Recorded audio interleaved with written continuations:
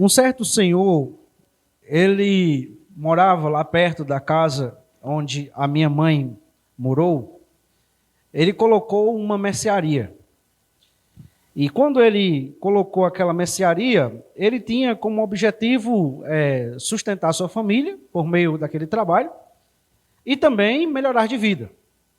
Ele fez um investimento inicial, logo quando ele começou, estava muito sortido, as prateleiras todas tinham muitas coisas, e as pessoas chegavam até lá, porque o comércio mais próximo que tinha era uns 2 quilômetros. Naquela época você não tinha moto, carro muito difícil, e jumento não estava à disposição para você estar a qualquer hora indo 2 quilômetros andando, porque ele tinha que trabalhar fazendo outras coisas, né?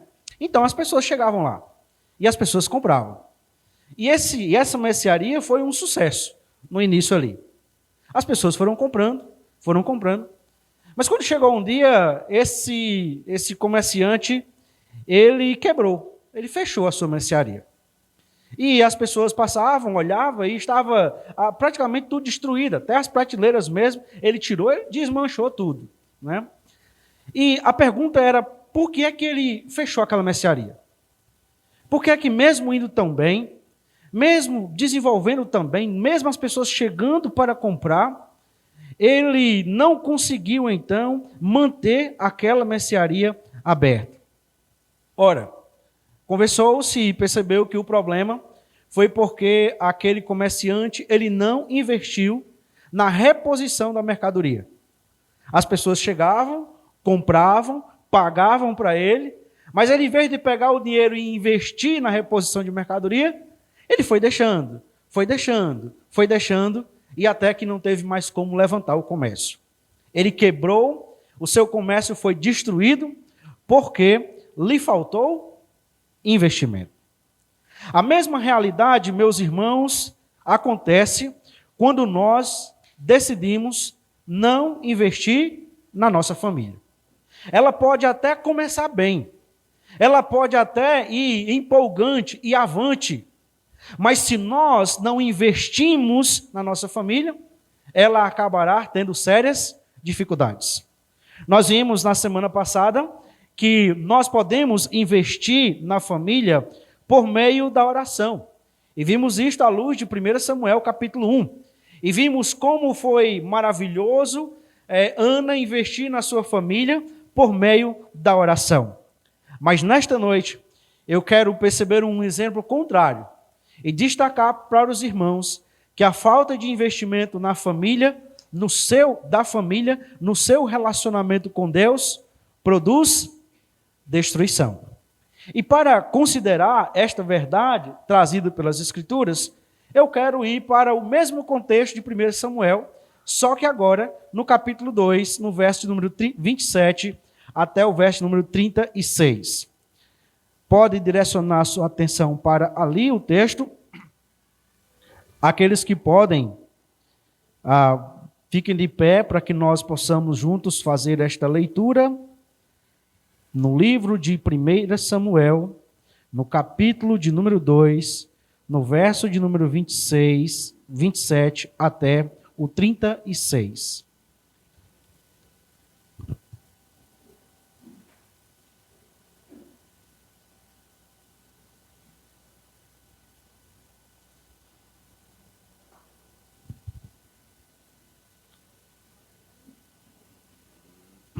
O texto da palavra de Deus diz assim, em 1 Samuel capítulo 2, verso 27. Um homem de Deus veio a Eli e disse, assim diz o Senhor, por acaso não me manifestei à casa de seu pai, quando os israelitas ainda estavam no Egito, na casa do faraó? Eu o escolhi dentre todas as famílias de Israel, para ser o meu sacerdote, para subir ao meu altar, para queimar o incenso e para usar a estola sacerdotal diante de mim. E dei à casa de seu pai todas as ofertas queimadas dos filhos de Israel. Porque tratam com desprezo os meus sacrifícios e as minhas ofertas de cereais, que ordenei que se fizesse na minha morada? E você Porque honra os seus filhos mais do que a mim, para que você e eles engordem com as melhores partes de todas as ofertas do meu povo de Israel?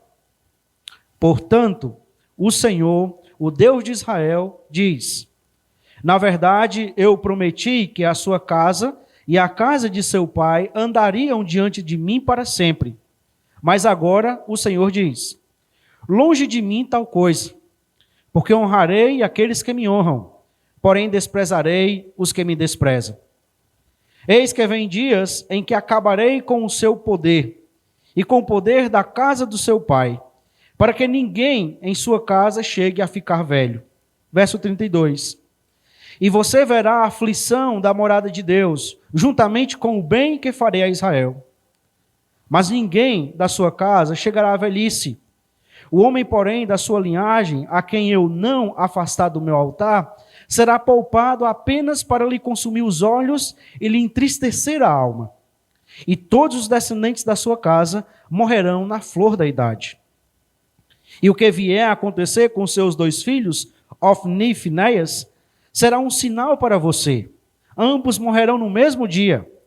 Então suscitarei para mim um sacerdote fiel, que fará segundo o que tenho no coração e na mente. E eu lhes edificarei uma casa estável, e ele andará diante do meu ungido para sempre. E todo aquele que restar da sua casa virá a inclinar-se diante dele, para obter uma moeda de prata, um bocado de pão, e dirá: peço que você me dê um dos cargos sacerdotais, para que eu tenha um pedaço de pão para comer. Vamos orar. Senhor Deus, nós queremos te agradecer por tua bondade, por tua misericórdia.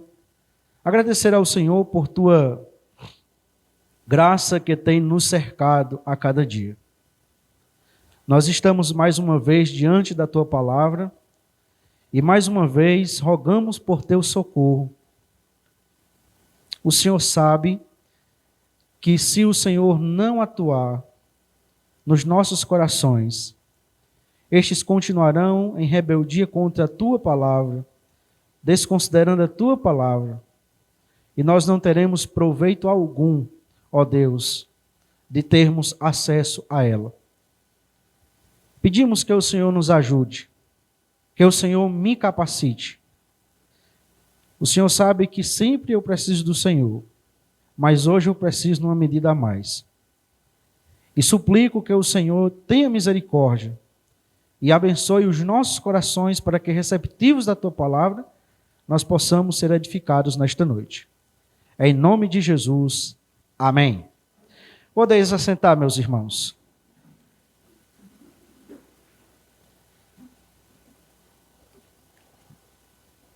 A falta de investimento da família no seu relacionamento com Deus produz destruição. O contexto em que nós encontramos este texto é um contexto bem interessante, porque ele fala dos dias em que os juízes reinavam sobre Israel. Ora, ao olharmos para as Escrituras, talvez a época dos juízes tenha sido a pior época do povo de Israel. Porque, de acordo com as Escrituras, ali não havia rei e cada um fazia aquilo que achava correto.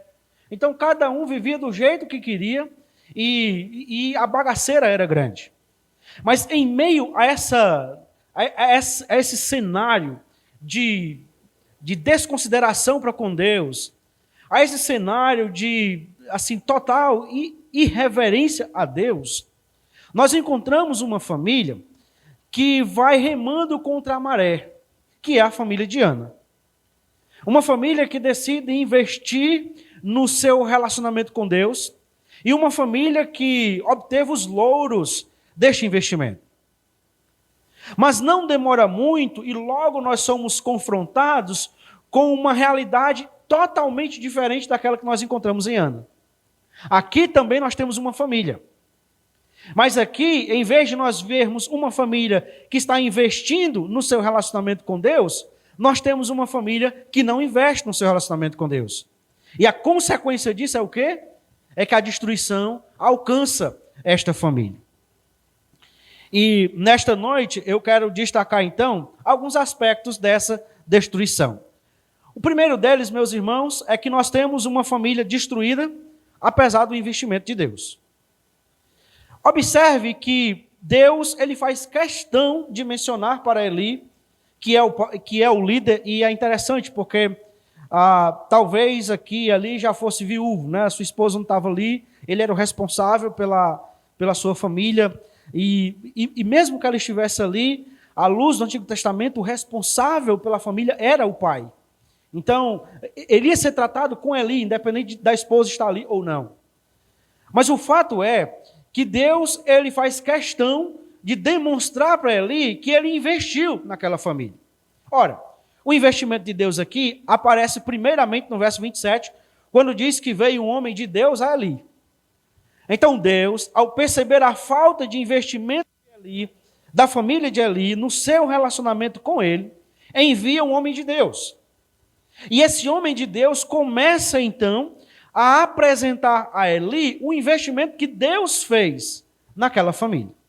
Veja, por exemplo, o verso de número 27 na continuidade. Assim diz o Senhor: por acaso não me manifestei à casa de seu pai, quando os israelitas ainda estavam no Egito, na casa de Faraó? Então Deus faz questão de demonstrar para Eli que ele havia investido naquela família. Ele diz: olha, eu me manifestei à casa do seu pai. E Deus vai demonstrando que esse investimento dele é um investimento antigo. Não foi um investimento agora, Eli. Já vem de muito tempo. Eu me manifestei, eu me revelei à casa do seu pai. E sabe onde é que vocês estavam nesse tempo? Vocês estavam no Egito, na casa de Faraó. Vocês eram escravos de Faraó. Mas apesar da escravidão, da condição de vocês, eu decidi investir na sua família para isso. Me manifestando, me revelando à casa do seu pai. Mas eu também decidi investir em você. Eu o escolhi dentre todas as tribos de Israel para ser o meu sacerdote, para subir ao meu altar, para queimar o incenso e para a estola sacerdotal diante de mim. E dei à casa de seu pai todas as ofertas queimadas dos filhos de Israel. O que Deus está dizendo é: Eli, eu investi na sua família quando eu decidi escolher você para fazer parte do serviço sacerdotal. Quando dentre as famílias de Israel eu decidi escolher você para que você estivesse lá, para que você fosse o mediador entre eu e o meu povo. Mas note, esse investimento de Deus também aparece quando Deus decide fazer da família de Eli parte do seu povo. Então note bem, Deus traz a família de Eli para fazer parte do seu povo. Deus se revela à família de Eli. Deus escolhe a família de Eli para servir a ele. E Deus, então, está investindo em Eli por meio da sua palavra. Mais uma vez, Deus está dizendo: Eli, abra os olhos, atente. Eu estou investindo na sua família agora, para que você mude, para que você corrija a sua rota. Porque você está investindo, mas você está investindo errado. Você não está investindo na sua família. Ora, e o resultado de quem não investe, o resultado da falta de investimento da família no seu relacionamento com Deus é a destruição. Mas essa destruição acontece apesar do investimento de Deus na vida desta família. Mas observe que esta família também é destruída por causa de afeições erradas. E aí o texto se segue. E ele diz: porque, verso 29, trata com desprezo os meus sacrifícios e as minhas ofertas de cereais, que ordenei que se fizessem na minha morada. E você, por que honra os seus filhos mais do que a mim? Para que você e eles engordem com as melhores partes de todas as ofertas do meu povo de Israel. Ora, observe, meus irmãos, que nós encontramos estas afeições erradas no fato deles desconsiderarem o Senhor. Porque o problema que inicialmente não é nem só a oferta. Nós olhamos ao longo das Escrituras que a oferta ela é importante. ela tem o seu valor. Mas esta oferta, sendo trazida por um coração que desconsidera Deus, não tem valor nenhum. É por isso que em Gênesis, Deus se agrada de Abel e de sua oferta, ao passo que de Caim e de sua oferta Deus não se agrada. O modo, a sequência que está isso daqui, está indicando para nós alguma coisa. E no caso aqui, meus irmãos, nós temos um coração que está com afeição errada, e essa afeição errada o leva a desconsiderar o Senhor, a forma como o Senhor quer que tenha um serviço, desconsiderar a apresentação do Senhor. Mas observe, nós temos estas afeições erradas ficando evidente no fato de ele defender a conduta errada dos seus filhos. E aqui é bem interessante o texto, a forma como o Senhor coloca o texto, né? E você, porque honra os seus filhos mais do que a mim. Nós temos aqui, irmãos, uma prostituição do serviço ao Senhor. Ora, o que era decretado, determinado pelo Senhor? O melhor tem que ser para o Senhor. O melhor da oferta é para o Senhor. Aí eu tiro uma parte lá para os sacerdotes. Mas os filhos de Eli, eles estavam indo na contramão disso. Estava lá o melhor, eles pegavam lá e pegavam para ele. Aí nós temos aqui uma formação de quadrilha. Porque nós temos os dois filhos de Eli roubando e levando para comer em casa. E Eli participando de tudo isso daqui. Né? Porque o Senhor diz, olha, você honra seus filhos mais do que a mim, para que você e eles engordem com as melhores partes de todas as ofertas do meu povo de Israel. Nós temos aqui uma afeição errada. Afeição errada porque ele sabia da conduta errada dos seus filhos, mas ele defende essa conduta. Ele passa a mão. E ele passa a mão por quê? Porque ele está sendo beneficiado com essa conduta. Só que ele não percebe que isto é uma desconsideração. Aliás, ele não percebe, ele percebe sim. O que fica evidente é que é isso que ele quer. Porque o seu coração não está mais voltado para Deus. O seu coração não está mais batendo no compasso do coração de Deus. As suas afeições, o valor maior para eles estava em quê? Ora, o valor maior para ele estava nas ofertas. O valor maior para ele estava nos seus filhos. E ele então não considera o que o Senhor diz. As afeições estão erradas e ficam evidentes quando ele desconsidera a exortação do Senhor. É interessante, porque o Senhor fala com Eli, o Senhor manda, Eli sabe que é o Senhor, mas Eli não muda a sua postura. Mesmo sendo exortado pelo Senhor, Eli continua com a sua afeição errada. Ele não corrige a sua afeição. Ele continua vidrado e fixado exatamente ali. Apesar do Senhor investir na sua família, apesar do Senhor chegar junto, agora, Eli, eu estou aqui falando contigo, cara. Muda aí. Porque se tu não mudar, olha, vai dar errado. Se tu não mudar, vai ser destruído. Mas o que é que Eli faz? Eli continua no mesmo esquema de corrupção que ele já vinha. E aí, meus irmãos, depois de uma família destruída, apesar do investimento de Deus, destruída por causa das afeições erradas, nós encontramos uma destruição de modo irremediável, né? O texto segue, verso 30. Portanto, o Senhor, o Deus de Israel, diz: na verdade, eu prometi que a sua casa e a casa do seu pai andariam diante de mim para sempre. Mas agora o Senhor diz: longe de mim tal coisa.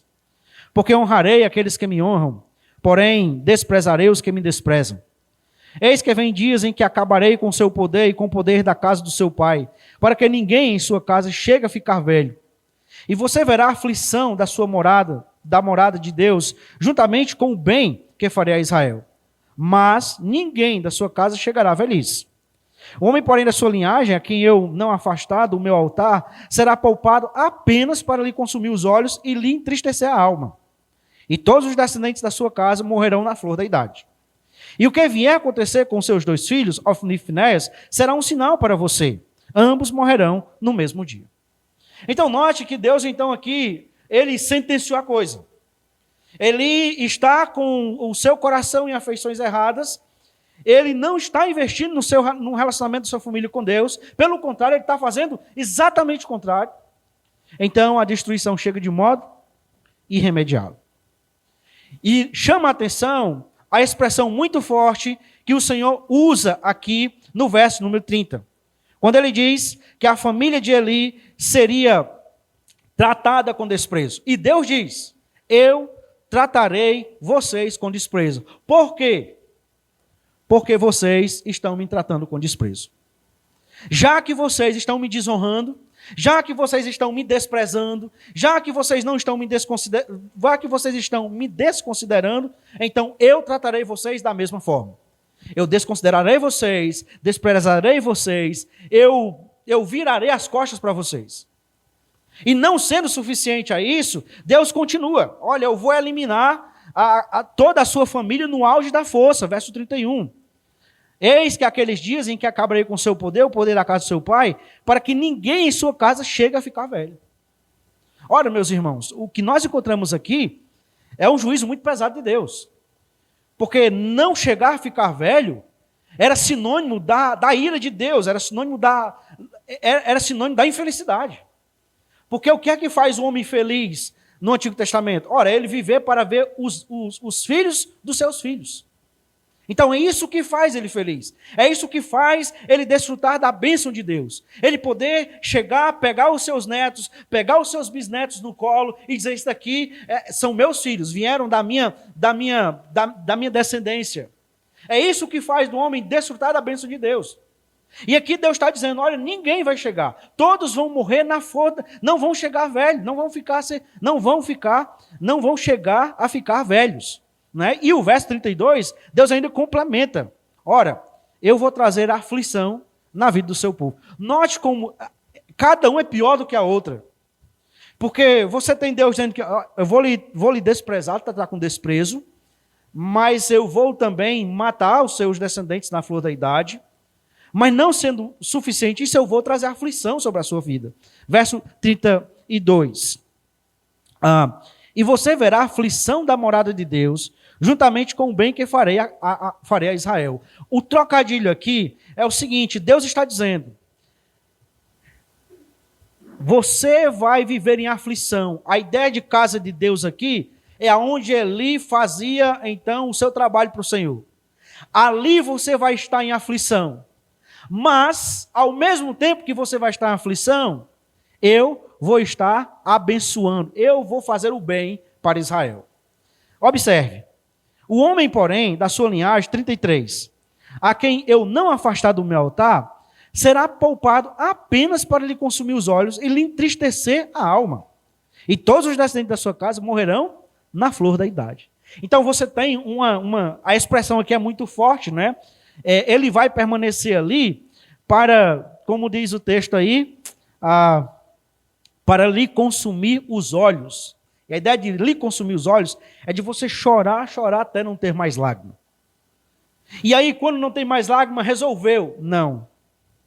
Você vai lidar com entristecimento de alma, né? Que parece não ser uma angústia ainda maior do que a tristeza que está sendo colocada aqui. Observe que o Senhor, então, ele fecha essa proclamação, né, desse juízo irremediável com o verso de número 34. E o que vier a acontecer com os seus dois filhos, Ofni e Finéias, será um sinal para você. Ambos morrerão no mesmo dia. Morrerão no mesmo dia. Então Deus diz, e como sinal de que eu vou cumprir o que eu acabei de dizer para você, seus dois filhos vão morrer no mesmo dia. O que Deus está dizendo? O sinal que a destruição virá de modo irremediável na sua família é que os seus dois filhos vão morrer no mesmo dia. O texto se segue e nós vamos perceber mais à frente, capítulo 4, que de fato isso foi uma verdade. E que de fato não só os dois filhos de Eli morreram no mesmo dia, mas os dois filhos de Eli morreram, o próprio Eli morreu e também a sua nora também morreu. Então você tem uma destruição que alcança de modo irremediável e irreversível. Agora, por que isso aconteceu? Porque aquela família decidiu não investir no seu relacionamento com Deus. Quando uma família não investe no seu relacionamento com Deus, ela será destruída. E eu penso, meus irmãos, que todas as vezes que nós nos deparamos com exemplos como esse, nós deveríamos, assim, estar muito atento. Muito atento. Porque essa não é a realidade que nós, enquanto famílias, crentes, estamos distantes, não. Esta não é uma destruição que alcança só aquela família que está lá, na bagaceira, não. Ela alcança a nossa família. E todos nós, se não fizermos o investimento correto na nossa família, no relacionamento com Deus, nossa família vai ser destruída, de modo irremediável. Eu quero concluir esta mensagem fazendo algumas aplicações para nós. A primeira delas, Deus é o maior investidor na família. Se a minha família ela chegar a um ponto de ser destruída, a única pessoa que eu não posso culpar disso é Deus. Porque Deus é o maior investidor. Deus te colocou no meio do seu povo. Você não era ninguém, à luz das Escrituras, né? Nós não éramos ninguém. Andávamos perdidos, nem éramos povo, de acordo com Paulo em Efésios. E Deus foi lá, e por sua graça e misericórdia decidiu te salvar, decidiu colocar você fazendo parte de um povo. Decidiu te colocar numa igreja, imperfeita, mas uma igreja que investe na tua família. Deus decidiu colocar na igreja um pastor que ensina as Escrituras para a tua família. Deus decidiu que essa igreja vai investir em várias áreas, nos jovens, nas crianças, nos adultos, nos casais. E Deus está investido. O fato de nós estarmos aqui esta noite é prova do investimento de Deus na nossa família. De modo que, da mesma forma que Deus investiu na família de Eli, Ele continua investindo na minha e na sua família. Porque Deus, Ele valoriza a família. Deus não é como essas ideologias que têm saído aí, que estão militando contra a família, para destruir a família. Deus é avesso a isso. Deus é o primeiro criador da família.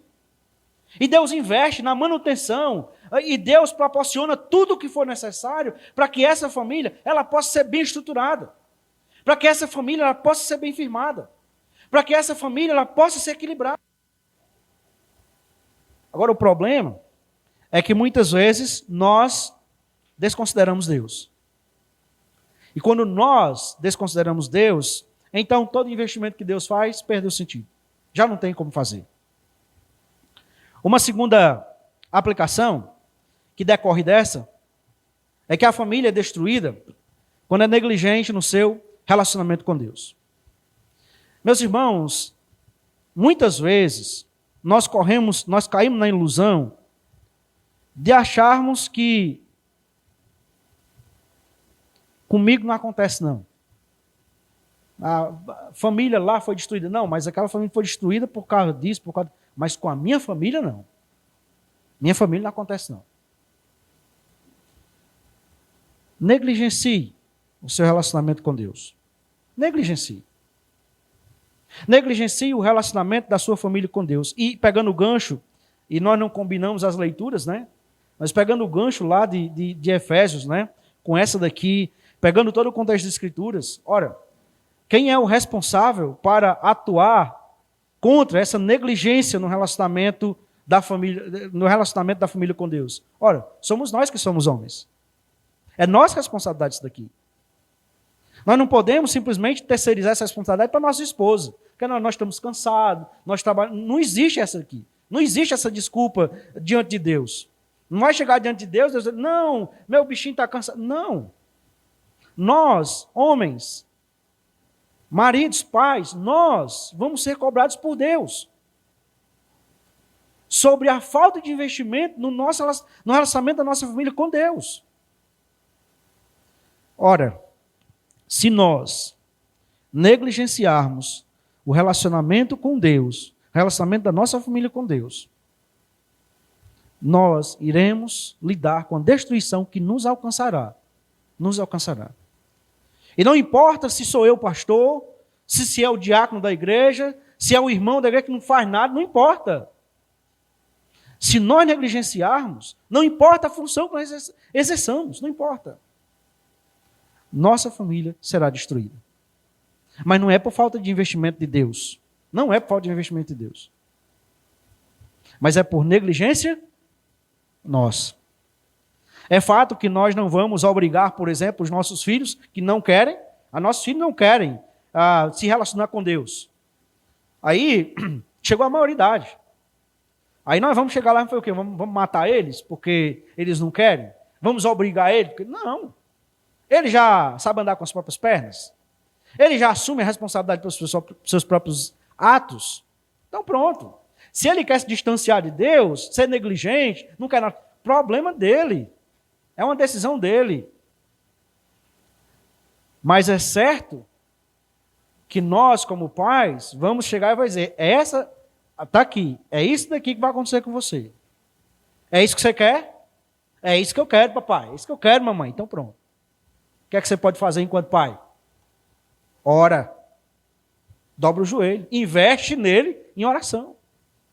Por quê? Porque você não tem outra coisa a fazer. Nós não temos outra coisa a fazer por uma razão lógica. Nós não podemos mudar coração de ninguém. Só quem pode mudar é Deus. E só quem pode levar ele a se comprometer com Deus é o próprio Deus. Nós podemos mostrar, falar, apontar o nosso exemplo. Olha, uma vez eu fui negligente, aconteceu isso aqui. Mas ele vai dizer, não, mas comigo é diferente. E ele vai seguir. Né? Ele vai seguir. Mas o que nos cabe é combater a nossa negligência no nosso relacionamento com Deus, para que a destruição seja evitada. Uma terceira aplicação. Precisamos estar atentos aos sinais, pois eles apontam para uma realidade que não tarda. Lembra disso, irmãos, lembra disso. A minha família foi destruída. Como é que aconteceu isso? Do dia para a noite? Não. Teve sinais. Teve sinais. Houveram sinais. Nós vimos os sinais. Nós vimos. Mas aí nós não atentamos para os sinais. Não atentamos. E meus irmãos, os sinais são para chamar a nossa atenção. Então, se você vai no trânsito e se você vê um sinal, ele está ficando amarelo, é para te chamar a atenção. Se é vermelho, ele está te chamando a atenção.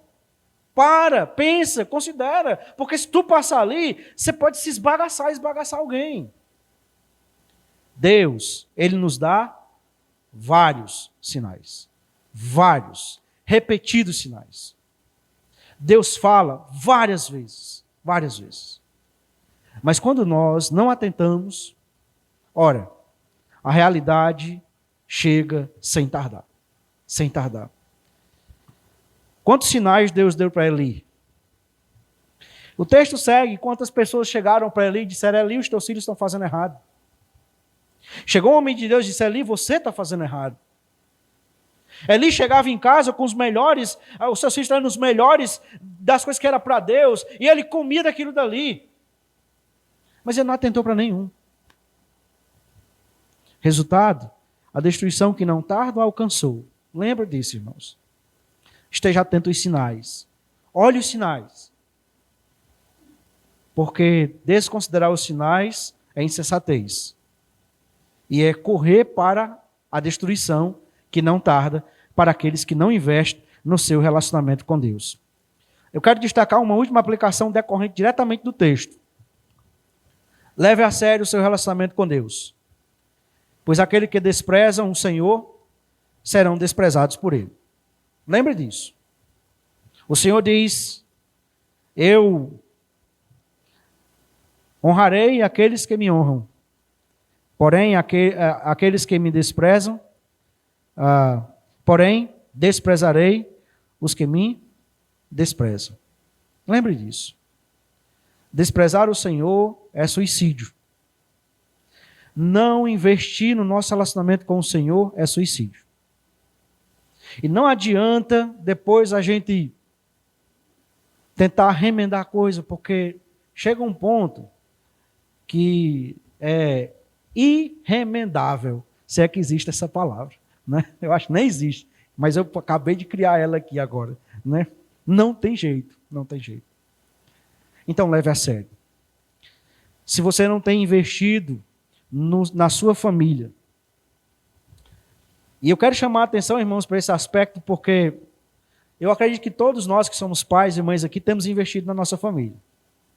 Financeiramente, né, com os estudos, saúde e várias outras coisas, né, manutenção.